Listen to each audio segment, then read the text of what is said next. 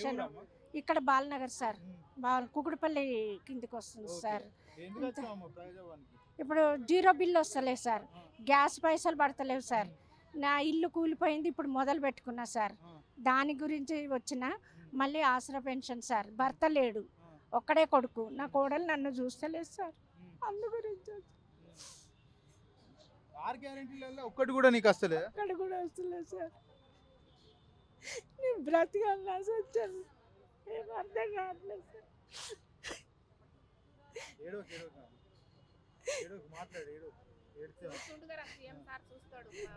ఒక్కటి కూడా ఇంతవరకు రాలేదు సార్.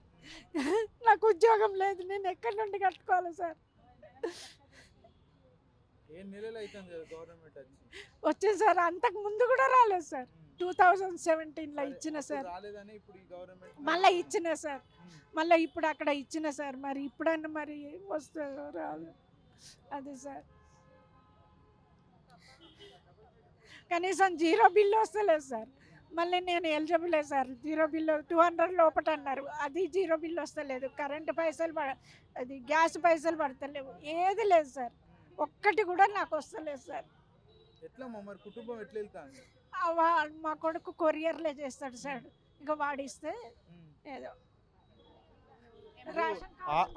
ఆరు గ్యారెంటీలలో మహిళకి 2500 ఇస్తా అన్నాడు, గ్యాస్ తక్కువకి ఇస్తా అన్నాడు, ఫ్రీ కరెంట్ బిల్ అన్నాడు. ఏది లేదు సార్, ఏది లేదు సార్, ఒక్కటి కూడా లేదు సార్. నాకు న్యాయం జరగలేదు అంటారా మరి కాంగ్రెస్? న్యాయం అంటే నాకైతే రాలేదు సార్, ఒక్కటి కూడా రాలేదు సార్. ఒక్క 6 గ్యారెంటీలో ఒక్కటి కూడా, ఒక బస్సు ఒక్కటే సార్ ఫ్రీ అయింది, కానీ తక్కిన ఏది కాలేదు సార్.